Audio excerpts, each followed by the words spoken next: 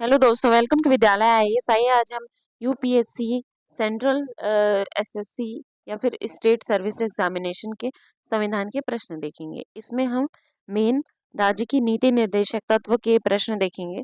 तो ये आपके आगामी सीजी व्यापम, सीजीपीएससी या फिर एसएससी, यूपीएससी सभी परीक्षाओं में उतने ही काम आएंगे। फर्स्ट क्वेश्चन है, भारतीय संविधान के अंतर्गत धन का केंद्रीकरण किसका उल्लंघन करता है?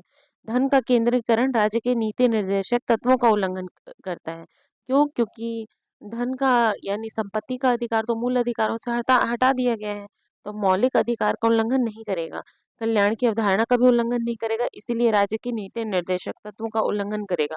क्योंकि अनुच्छेद 38 में इसका 38 39 में इसका कहीं ना कहीं वर्णन है। ठीक है। अगला है, भारत के संविधान का कौन सा भाग कल्याणकारी राज्य के आदर्श की घोषणा करता है?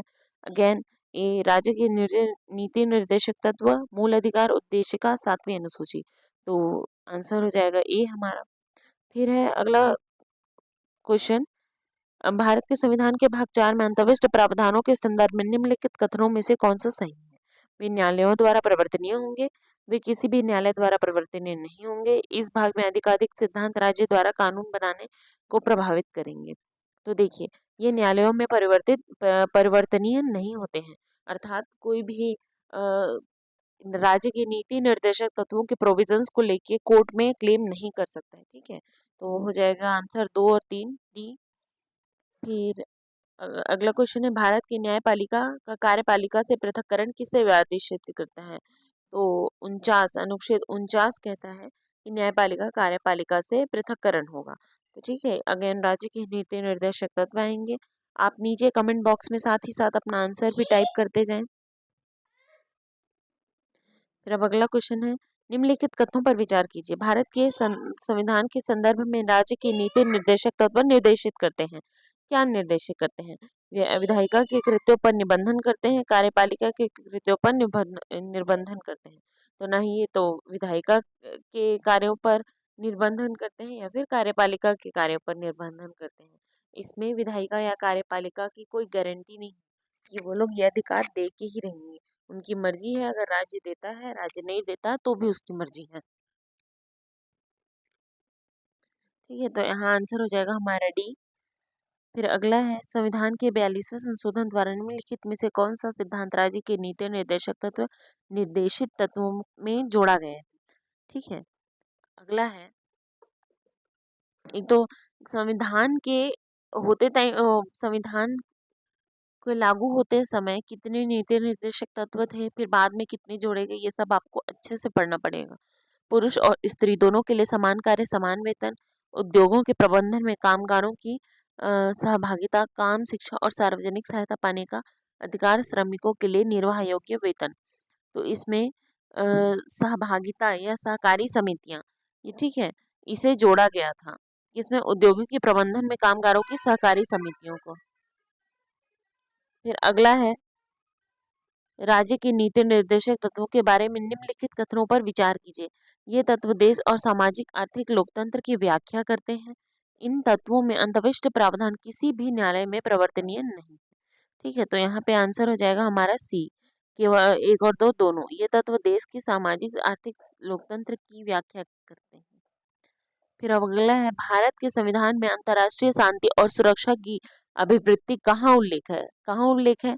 अनुच्छेद, ठीक है, तो संविधान की उद्देशिका में नहीं है, राज्य की नीति निर्देशक तत्वों में है, मूल कर्तव्यों में, 9वीं अनुसूची में। तो राज्य के नीति निर्देशक तत्व में ये कहता है कि क्या होगा, भारत अंतर्राष्ट्रीय शांति एवं सुरक्षा की अभिवृद्धि करेगा। ठीक है, तो राज्य की नीति निर्देशक तत्वों में हो जाएगा। अब अगला क्वेश्चन है, निम्नलिखित में से कौन सा प्रावधान नीति निर्देशक तत्वों तथा मौलिक कर्तव्यों दोनों का एक भाग है? उद्योगों के प्रबंधन में कर्मकारों का भाग लेना, समान नागरिक संहिता, अभिभावक बच्चों को शिक्षा का अवसर दिलवाएंगे और पर्यावरण का संरक्षण। तो इसमें मेन दो ठो है, एक तो अभिभावक बच्चों को शिक्षा दिलवाएंगे, ये कब 86वें संविधान संशोधन अधिनियम 2002 के तहत जोड़ा गया था, और पर्यावरण का संरक्षण, ये भी दोनों है। तो आंसर हो जाएगा दोनों, लेकिन इसमें जब क्वेश्चन आया था तो आंसर लिया था डी। निम्नलिखित में से कौन सा एक राज्य के नीति निर्देशक सिद्धांत संविधान के बाद में जोड़ा गया है? ग्राम पंचायतों का गठन, गोवध निषेध, मुफ्त कानूनी सलाह, समान नागरिक संहिता। तो हमारा है मुफ्त कानूनी सलाह, ये बाद में जोड़ा गया है। ठीक है। निम्नलिखित में से कौन एक राज्य के नीति निर्देशक सिद्धांतों का उद्देश्य नहीं है? एक कल्याणकारी राज्य की स्थापना, सामाजिक आर्थिक न्याय को सुरक्षित करना, एक धार्मिक राज्य की स्थापना करना, एक धर्मनिरपेक्ष राज्य की स्थापना करना। तो देखिए, हमें धर्मनिरपेक्ष राज्य की स्थापना करना है, ना कि धार्मिक राज्य की। ठीक है, तो आंसर हो जाएगा हमारा सी। फिर विधान में किसके शोषण के विरुद्ध अधिकारी करता है? बच्चों के, स्त्रियों के, जनजातियों के, दलितों के। आंसर हो जाएगा एक और दो, एक और तीन, एक दो तीन, दो तीन चार। तो देखिए, संविधान में किसके शोषण के लिए कहा गया है? मजदूरी सहायता कहा गया है। एसटी एससी के शोषण से बचाने के लिए उनको शिक्षा की व्यवस्था की गई है, बच्चों की शिक्षा की व्यवस्था की गई है। लेकिन दलित ऐसा कोई वर्ड यूज नहीं किया गया है। ठीक है, तो सीधे दलित यूज नहीं किया गया है। अब एसटी एससी का बचा सकते हैं, लेकिन सीधे दलित वर्ड यूज नहीं किया गया है। तो आंसर हो जाएगा हमारा एक, दो और तीन, कि इन्हीं तीनों के लिए संविधान क्या करता है? शोषण के विरुद्ध अधिकार देता है। फिर अगला है, राज्य की नीति निर्देशक का सिद्धांत एक ऐसा चेक है जो बैंक सुविधा अनुसार अदा कर सकती है। किसने कहा था?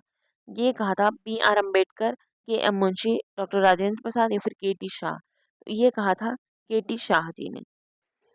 भारत के संविधान के अनुच्छेद 51 क के उपबंधों के तहत पानन एवं आदर का संबंध किससे? 51 किससे कहता है? 51, अनुच्छेद 51 यही अंतर्राष्ट्रीय क्या शांति की बात कहता है। ठीक है, तो संविधान भारत की प्रभुता, एकता और अखंडता, सामाजिक संस्कृति, गौरवशाली परंपरा, प्राकृतिक पर्यावरण से। तो ये है सामाजिक संस्कृति की गौरवशाली परंपरा का आदर करने से। फिर भारतीय संविधान के भाग 4 में दिए निम्न में से कौन सा सूचीबद्ध है नीति निर्देश गए निर्देशित सिद्धांतों में? समान कार्य के लिए समान वेतन है, समान नागरिक संहिता भी है, छोटे परिवार का मानदंड, प्राथमिक स्तर पर मातृभाषा में शिक्षा। तो देखिए, यहाँ पे आंसर हो जाएगा हमारा एक है, दो है, हमारा ये है, तीन और चार नहीं है। ठीक है, तो आंसर हो जाएगा हमारा पे बी, एक और दो दोनों। फिर अगला है, भारत के संविधान में वर्णित नीति निर्देशक तत्वों का युग्म सुमेलित कीजिए। समान न्याय और निशुल्क विधिक सहायता, अनुच्छेद 42, कृषि एवं पशुपालन 43, ग्राम पंचायतों का संगठन 41, और सुमेलित युग में पहचानना है। पुरुषों और स्त्रियों दोनों के लिए समान कार्य के लिए समान वेतन हो, 39। तो देखिए, यहाँ पे समान न्याय और निशुल्क विधिक सहायता यानी कि समान सिविल संहिता बोल रहा है। ठीक है, तो ये समान सिविल संहिता 42 में नहीं है, ये है अनुच्छेद 44 में। कृषि और पशुपालन ये है अनुच्छेद 48 में, और ग्राम पंचायतों का गठन ये है अनुच्छेद 40 में। ये डी जो दिया हुआ है, पुरुषों और स्त्रियों दोनों के लिए समान कार्य के लिए समान वेतन, ये अनुच्छेद 39 में है। तो ये 39 में है, तो ये हमारा सही है, एकमात्र सही है। नीति निर्देशक सिद्धांत है वाद योग नहीं, राज्य को प्राप्त अधिकार, इनमें से कोई नहीं। तो ये वाद योग नहीं है। ठीक है, सूची एक सूची दो से सुमेलित कीजिए। इसका हमें डायरेक्ट सुमेलित करना पड़ेगा। अनुच्छेद 40 ग्राम पंचायतों का संगठन, 41 काम करने का अधिकार, अनुच्छेद 44 समान नागरिक संहिता, और अनुच्छेद 48 कृषि एवं पशुपालन का संगठन, चारों सुमेलित हैं। ठीक है, राज्य की नीति निर्देशक तत्व के अधीन निम्नलिखित में से कौन सा एक उपबंध नहीं है? काम करने का अधिकार, 6 वर्ष से कम आयु के बच्चों की प्रारंभिक बाल्यावस्था में देखभाल और शिक्षा का उपबंध, भारत के सभी लोगों में सामंजस्य और सामान्य भाईचारे की प्रवृत्ति को बढ़ावा देना, न्यायपालिका कार्यपालिका से अलगाव। 6 से कम वर्ष की आयु ये वाला भी है, काम करने का अधिकार भी है, लेकिन जो सी है कि सामंजस्य और सामान्य भाईचारे की प्रवृत्ति को बढ़ावा देना, ये नहीं।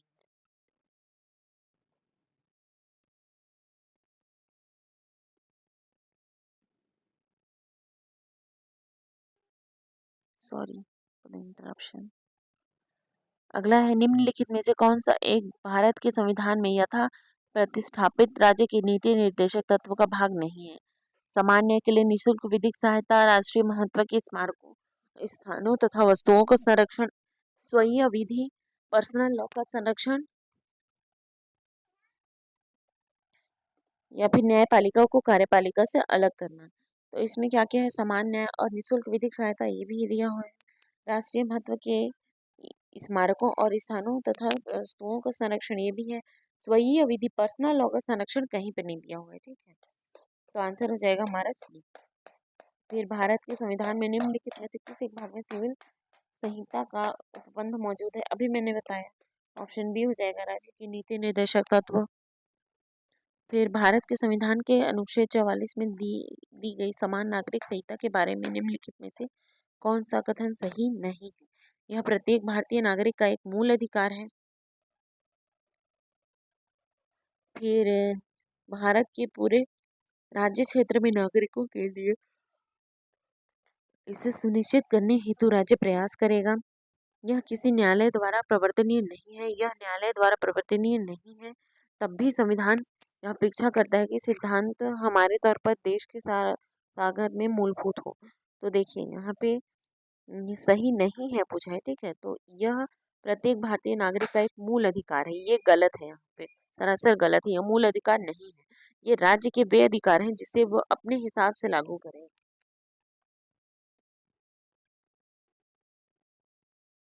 ये एक मूल अधिकार नहीं है, ठीक है। अब अगला है राज्य के नीति निर्देशक तत्वों के संबंध में निम्नलिखित में से कौन सा कथन सही नहीं है? भारत के संविधान के भाग 4 में अंतरिक्ष उपबंध किसी भी न्यायालय द्वारा प्रवर्तनीय नहीं होंगे। देश के शासन या राज्य नीति निर्देशक तत्व मूलभूत हैं। राज्य का यह कर्तव्य होगा कि कानून बनाने समय निर्देशक तत्वों को लागू करे।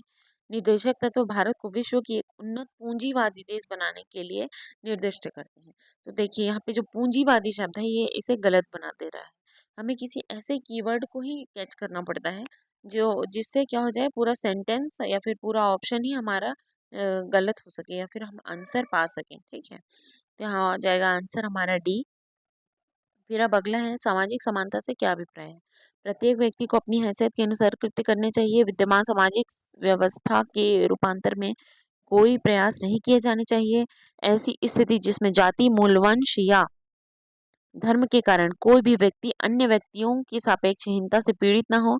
या फिर डी, कमजोर वर्ग के लोगों को सुधार के लिए विशेष प्रयास। तो देखिए समानता कब होगी? जब क्या होगा, प्रत्येक जाति, मूल, वंश या फिर धर्म के कारण किसी से भेद नहीं होगा, ठीक है। या फिर कोई किसी से हीनता का भाव नहीं रखा जाएगा। तो फिर आंसर आ जाएगा हमारा सी। अब अगला है निम्नलिखित कथनों पर विचार कीजिए। अनुच्छेद 44 में समान नागरिक संहिता के बारे में प्रावधान। अनुच्छेद 40 केवल नगरीय निकायों के प्रशासन की बात कही गई है। तो देखिए अनुच्छेद 44 हमने सवाल सिविल संहिता पढ़ा, समान नागरिक संहिता। और हाँ एक बात और, समान नागरिक संहिता अभी भारत के केवल एक ही राज्य में लागू है, वो है गोवा, ठीक है। तो अनुच्छेद 40 केवल नगरीय निकायों के बारे में प्रशासन के बारे में बात कही गई है, गलत है। ऑप्शन दो हमारा, क्योंकि अनुच्छेद 40 क्या कहता है, ग्राम पंचायतों का गठन भी कहता है और स्थानीय निकायों की बात करता है, वो केवल नगरीय निकायों की बात नहीं करता है, जिसके तहत ग्राम पंचायत का भी गठन होता है, जनपद पंचायत का भी गठन होता है और नगरीय निकायों का भी गठन होता है, ठीक है। तो आंसर आ जाएगा हमारा असत्य है। तो केवल दो असत्य है। फिर अब अगला है निम्नलिखित में से किस अनुच्छेद का व्यवहारिक रूपांतरण नीति निर्माण में राष्ट्रीय स्तर पर अभी नहीं किया गया है? तो देखिए अनुच्छेद 40 का किया गया है, 42 का भी किया गया है, मजदूरी सहायता, प्रसूति सहायता सब मिलता है। अनुच्छेद 47 का भी किया गया है, लेकिन अभी मैंने बताया जैसे अनुच्छेद 44 क्या कहता है, समान सिविल संहिता, ठीक है। तो समान सिविल संहिता अभी भारत के केवल एक ही राज्य में है, तो इसका क्या किया है, व्यवहारिक रूपांतरण नीति निर्माण में राष्ट्रीय स्तर पर नहीं किया गया है, ठीक है। तो आंसर आ जाएगा हमारा डी। अब अगला है हाल ही में 3 तलाक मुद्दे को लेकर भारतीय संविधान में वर्णित निर्देशक तत्वों के किस अनुच्छेद के राष्ट्रीय स्तर पर व्यवहारिक प्रयोग की बातें जोरों पर थी? तो देखिए अगेन अनुच्छेद 44 समान सिविल संहिता, जो अ, जो अधिकार स्त्रियों को प्राप्त है वही पुरुषों को प्राप्त होंगे। लेकिन 3 तलाक में क्या होता था कि पुरुष अपनी पत्नी को 3 बार तलाक कहते थे, तो तलाक माना जाता था। जबकि ये चीज जब महिलाएं कहती थी तो वो तलाक नहीं माना जाता था, ठीक है। कुटीर उद्योगों के विकास संबंधी सलाह किस अनुच्छेद के तहत है? कुटीर उद्योग 43, अनुच्छेद 43। निम्नलिखित में से किस राज्य में समान नागरिक संहिता लागू है? अभी मैंने बताया था आंसर, आप अपना आंसर कमेंट करके जरूर बताएं, ठीक है। आंध्र प्रदेश, गोवा, सिक्किम या फिर जम्मू कश्मीर। तो आंसर हो जाएगा हमारा बी, गोवा। निम्नलिखित कथनों पर विचार कीजिए। 30वां क्वेश्चन है, मूल संविधान में कुल 10 नीति निर्देशक तत्व थे। संविधान के भाग 4 में अनुच्छेद 36 से 51 तक नीति निर्देशक तत्वों का उल्लेख है। अनुच्छेद 38 में 44वें संविधान संशोधन द्वारा भाषा के परिवर्तन किया गया है। 86 संविधान संशोधन अधिनियम 2001 द्वारा 6 वर्ष से कम आयु के बच्चों की शिक्षा व देखभाल की व्यवस्था करता है। तो देखिए यहाँ पे क्या आ जाएगा, कुल 10 नीति निर्देशक तत्व ये थे, ये क्वेश्चन गलत है, ये ऑप्शन गलत है। फिर अनु फिर ऑप्शन 2 है हमारा कि अनुच्छेद कितने 36 से 51 तक नीति निर्देशक तत्व बताए गए, तो ये सही है। और हमारा थर्ड थर्ड तो हमारा गलत है, ठीक है। तो क्या बताना, असत्य बताना है, ठीक है। असत्य है, थर्ड हमारा सही है, भाषा में परिवर्तन किया गया है, ठीक है। तो हमारा असत्य कौन सा है, एक तो फर्स्ट है और एक फोर्थ है, क्योंकि अधिनियम द्वारा 2002 है, अधिनियम 2086वां